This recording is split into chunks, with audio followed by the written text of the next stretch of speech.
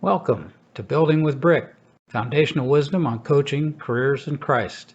This leadership podcast was spawned by Coach Brickner's book, So You Want to Be a Coach, which is the story of a corporate executive who made a drastic career change and became a head men's basketball coach.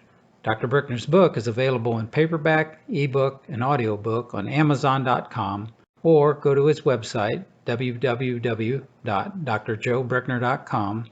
That's drjoe brickner.com. Now, here's this week's podcast.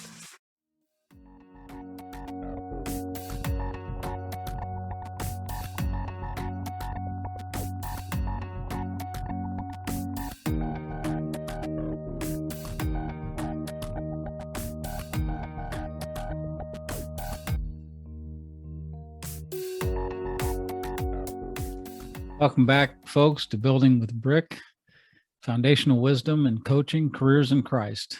And we've got a great guest with us this week, Bill OConnor, Hall of Fame coach, all-time winningest coach at Rockhurst University. And I wanted to visit with Bill this time about going to Rockhurst. He left Pan American as an assistant coach, as a Division I, came back and took his first four-year college head coaching position, and it was at a tremendous school. They won the '64 national championship, had a great run year after year, and Billy takes them over. I think it was like 1994, maybe. That's right. Was it 94? Tell us about going from, you were head coach in high school, head coach in junior college. Now you're a four-year head coach. How was that?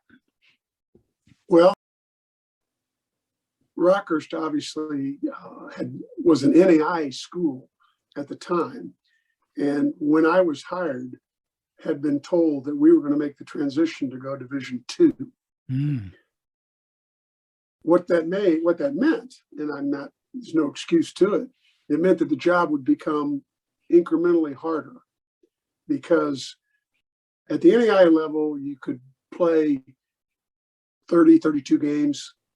We would have, Rockhurst had a history of having 10 or 11 full scholarships. We could pick our own schedule and possibly play out of 32. We might play 18 games at home, that kind of thing. Wow. Well, the move to D2 was going to change that. The number of games would be reduced. You better get into a league or you're not going to survive. And the number of scholarships would go down. So it was going to become incrementally harder as we went along. Having said that, I'd worked at Rockhurst as an assistant, loved the place, and really looked forward to getting a chance to be the head coach.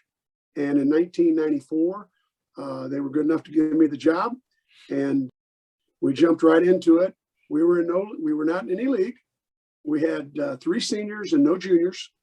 Of the three seniors, two of them were hurt and one played.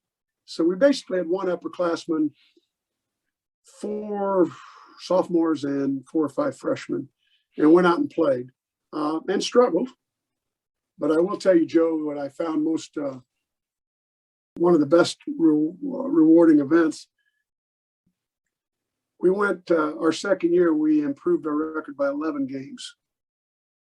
And that is a huge jump. And I think that year we went 15-16, which doesn't sound like anything. But when that means you improve by 11 games, you can tell how tough that first year was. Yeah. Having said that, without anybody in the upper classes, we took the approach that we were going to start freshmen and sophomores and play into it. And within 4 years, we were an NAI tournament contending team. And within 4 years, we were winning tournaments at Mesa State and other places. So we got pretty good pretty quick. But that part of that was we brought in a good freshman class and they played for 4 years. And when they were seniors, we were pretty good. So Getting the job was tremendous. It was exciting. It was daunting. It was everything you could imagine, but I loved every part of it. And I did stay doing it at Rockhurst for 21 years. How did you recruit to Rockhurst? Was it different than you had been recruiting, obviously, to the junior college? And what was your big selling point for Rockhurst? My guess is it's the education. Without a doubt, the number one thing when you sat down with mom and dad or in the living room or kitchen table, wherever it was, is you'd establish that fact is, what do you want for your son academically? You'd let them say what they wanted. And then you were able to easily follow up and go, good, I'm glad to hear that, because here's where we come from. And you could lay it out. And when you're selling a product that you actually believe in, your chances of success are tremendously higher. Rockhurst is a tremendous education. And the fact that we played ultimately going into the NCAA D2 level, but an NAIA level, NCAA D2 level team located in Kansas City, Missouri, and all the business opportunities that could come with that made the recruiting a little bit simpler. You just had to go make sure you recruit the right level of player. That was important. So a combination of academic excellence and athletic excellence, and if you hit the right people, you have a chance to be pretty darn good. How did you sell the player? I mean, I was always good at selling the parents. I could recruit any parent. Unfortunately, they couldn't play, but but selling the kid on coming to Rockhurst, and if you were going to Division II NCAA, I'm sure that is something that was to your benefit. But everybody that's been to Rockhurst knows that the facility is not much to look at, and how did you maneuver your way around that with your recruits? Well, it's a couple of things. And this might be a lesson for younger coaches or whatever. And you might listen to this advice and do exactly the opposite. But I've always said that sometimes it's great to have the ability to not be able to perceive the obvious. I looked at Mason Halpin, and I saw a place where everybody was within 12 feet of the floor, and you could reach out and touch the players. And when I would tell recruits, if you can't shoot in this gym, you can't shoot. There's something wrong with you. You can't do it. It was a great shooter's gym. And again, the fans were close. It was old, antiquated, whatever words you want to make by it. And I am sure people would recruit against it. But if you got in there and played, and you got a chance to get in there and get that going, I just didn't think we lost too many guys because of the gym. Really? We might have lost them for a lot of other reasons, but I don't think the gym was one of them. And when you got 1,200 people in there, on the rare occasion when we'd pack it, I'm telling you, Joe, it was an event. It was amazing, because you cannot believe how loud a place can get when it's going that way. And so I had no qualms about Mason Halpin at all. But I am sure that the Washburns, Central Missouris, and Drurys of the world did recruit against us, saying, hey, you're going to play in some old barn. Yeah. But they did. What type of crowds did you have? Because when I went back when I went into coaching, it was 1998.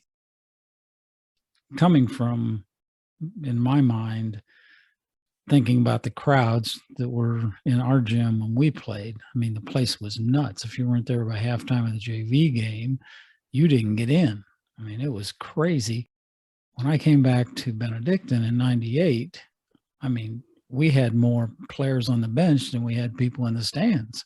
I mean, it was just terrible. Students didn't show up. How was that with you? That was very similar, because what we were finding out was that was probably one of those,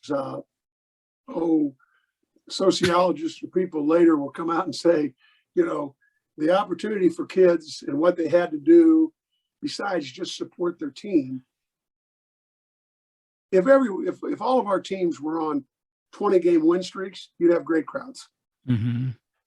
But to get people to come over at 6 or 7 o'clock and be part of that atmosphere, kids had changed.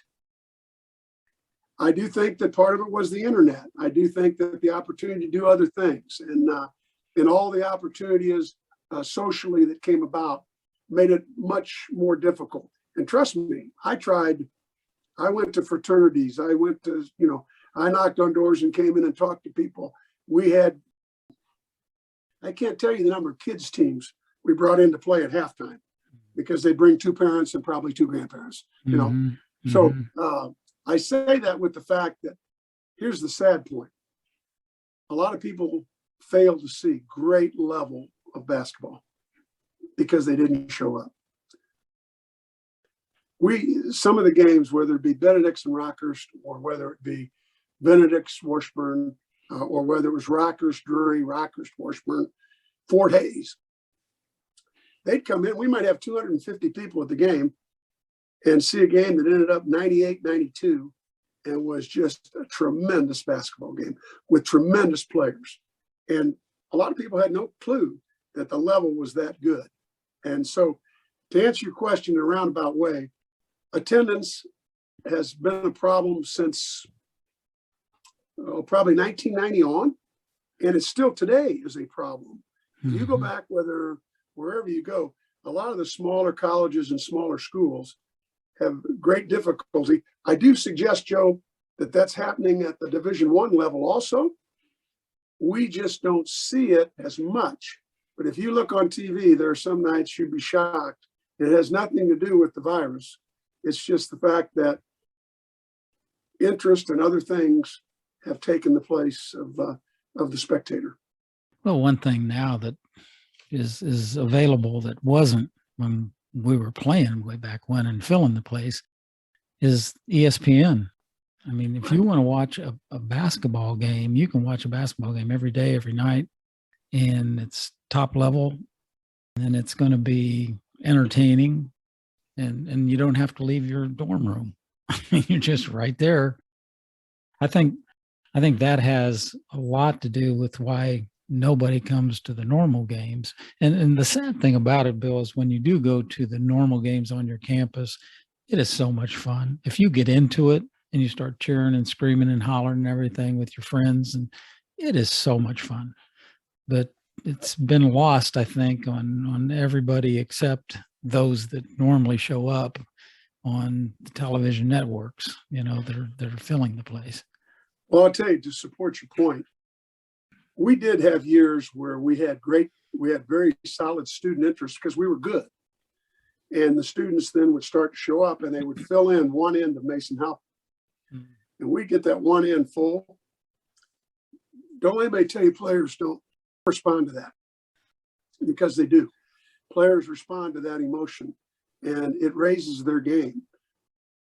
So when it was really rolling like that, we'd have great student participation. It was tremendous. Now, it was fleeting. The next year, we might not get that same type of following. Mm-hmm. So it was a constant battle to kind of evolve. And the best way to do it was to have good teams.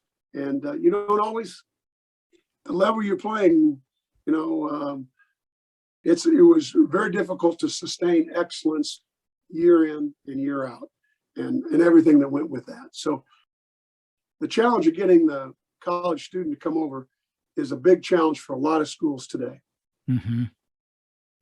Bill, in my book, and the book is called "So You Want to Be a Coach," and it was basically describing how I went from being a corporate executive to being a head basketball coach.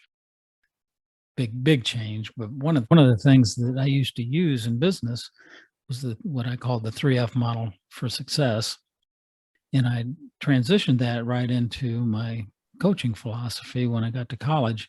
And the 3F model was our faith, family, and fitness, in that order. And the faith part is obvious. God's number one. God should be number one on everything you do. Family's next. And then fitness was, I broke it down to between spiritual, mental, and physical were the three pieces of the fitness. And then I gave you a formula on what you should do in order to be successful in each one of those.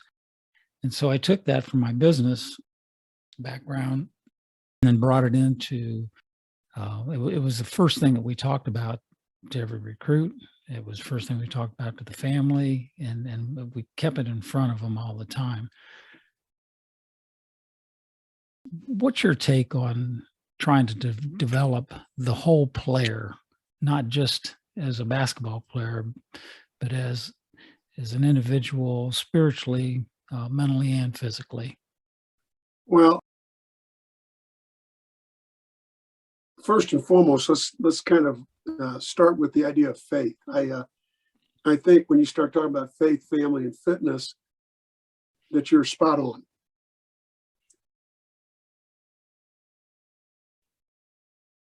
I'm speaking very personally here about the idea of how important faith is. I just believe you can't exist without it. I think that if you don't have that, I just feel so sad about how unhappy you're probably going to be. So a concept of believing in God, and I go say, someone says, "Well, I don't believe in God." Well, you have a faith in something, in a creator or whatever, and I won't get long-winded on it. But I do believe you need to have a strong sense of faith, because without it, I just think you're aimless is a word that comes to mind. So I believe strongly in faith. Family, obviously, is tremendously important. I've been blessed. We had 4 kids, and my wife, Elaine, and put up with me coaching and all the moves that go with coaching, and all the things that go that way. But they were tremendously supportive. On the fitness level, I just think it's important that it's funny. My phrase would have been, as you said, you did it.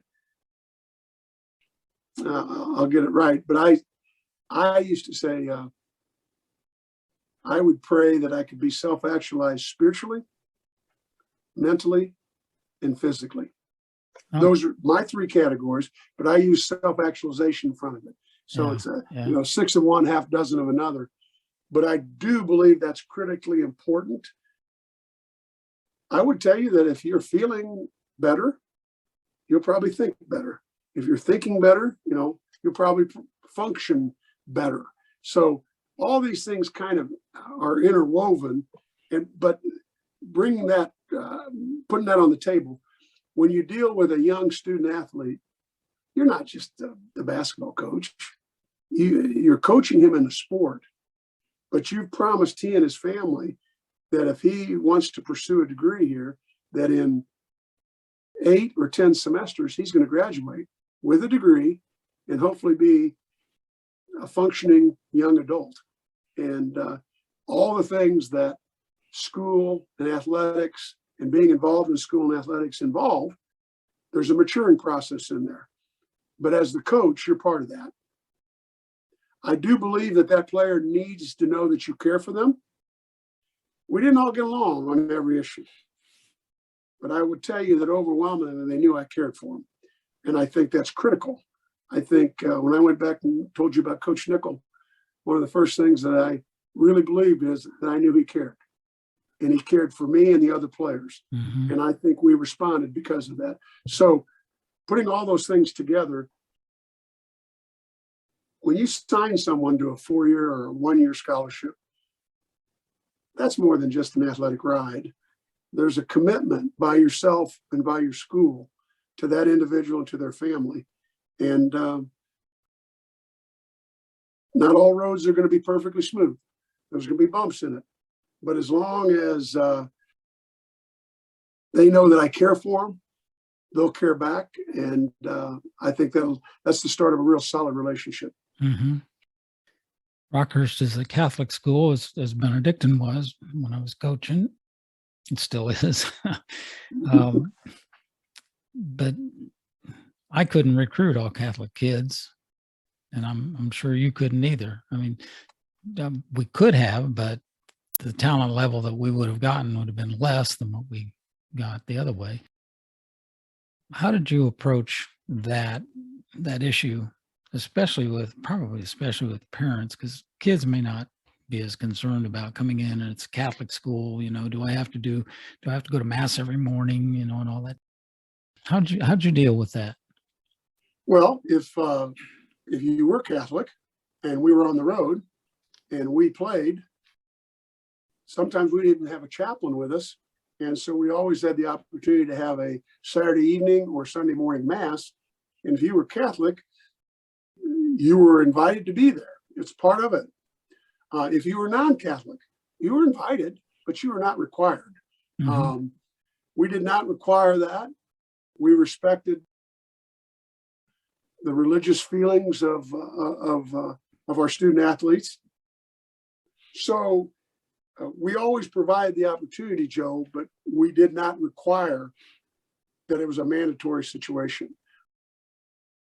There were years we would start our year with a prayer service, and it was nothing about X's and O's. It was just about coming together as a team and saying a prayer that we would, that year, we would realize that play to our best of our ability, pray that no one got hurt, and also to be grateful, to show gratitude for the opportunity that we had for this year.